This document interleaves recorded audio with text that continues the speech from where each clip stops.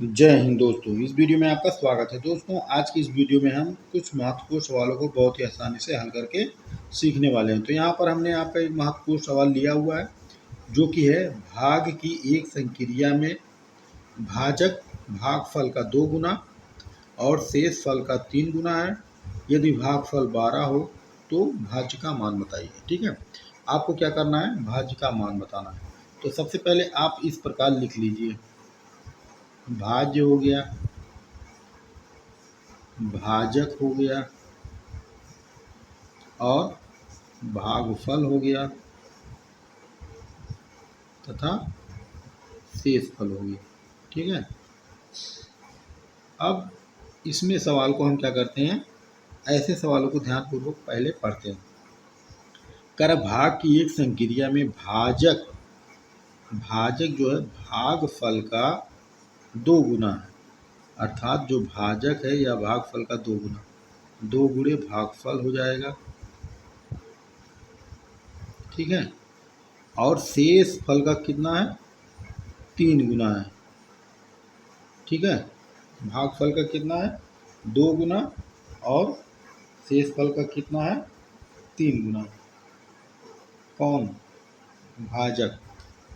ठीक है, यहाँ लिख लो, भाजक बराबर 3 गुणे शेष फल, ऐसे हम लिख लेते हैं। ठीक है, 3 गुणे शेष फल। अब देखिए यहाँ पर आपका क्या दिया हुआ है, भागफल दिया हुआ है, अर्थात जब भागफल कितना है 12, तो 12 से हम इसमें गुणा कर देंगे, कितना हो जाएगा 24।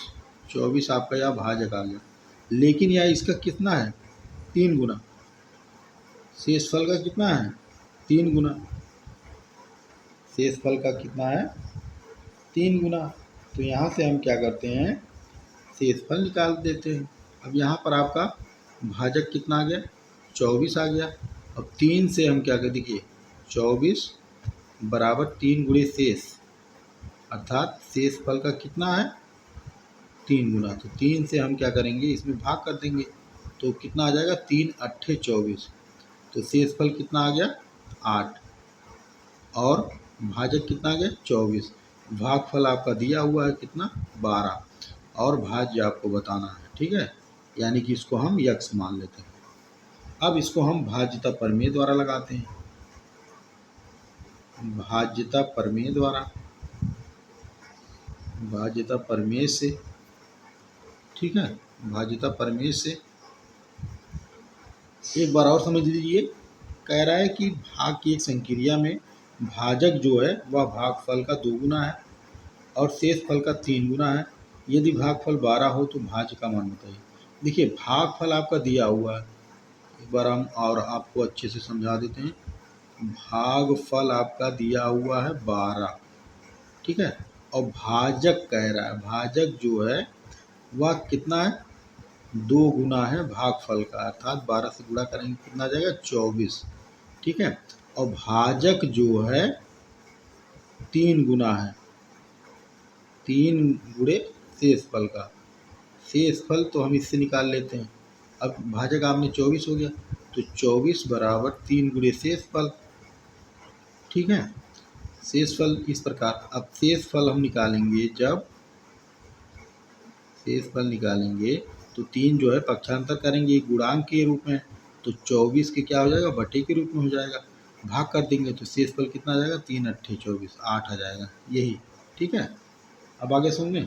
अब इसको हम लगाते हैं सूत्र द्वारा, जो कि होता है भाज्यता प्रमेय, जिसे हम कहते हैं भाज्य बराबर भाजक गुणे भागफल धन शेषफल।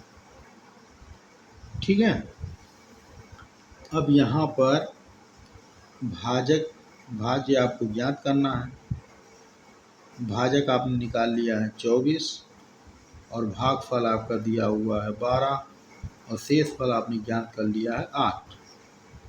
हो जाएगा भाज्य बराबर 24 से 12 में गुणा करेंगे, तो इसको हम इस प्रकार भी कर सकते हैं, 24 गुणे 12, तो 2 चौके 8, 2 दुनाई 4, 4 इकन्नी 4 और 2 इकन्नी 2। ठीक है, 8 8 288, 12 चौक 48 और 12 दूना 24, 24 4 28, यानी कि 288। इसकी जगह पे क्या हो जाएगा 288, और इसी में हम क्या करेंगे 8 को जोड़ देंगे। जब 8 को हम जोड़ेंगे तो भाज्य बराबर हो जाएगा आपका 28 में 8 जोड़ेंगे तो जाहिर सी बात है 8 8 16 के 6 और 8 1 9 ये 2, तो कितना आ गया 296। 296 क्या हो जाएगा भाज्य हो जाएगा, यही क्या हो जाएगा आपका आंसर हो जाएगा, उत्तर हो जाएगा। ठीक है, तो भाज्यता प्रमेय से हम इस प्रकार सवालों को बहुत ही आसानी से हल करके सीखते हैं। तो उम्मीद करते हैं यह सवाल लगाना आप बहुत ही आसानी से सीख लिया होगा।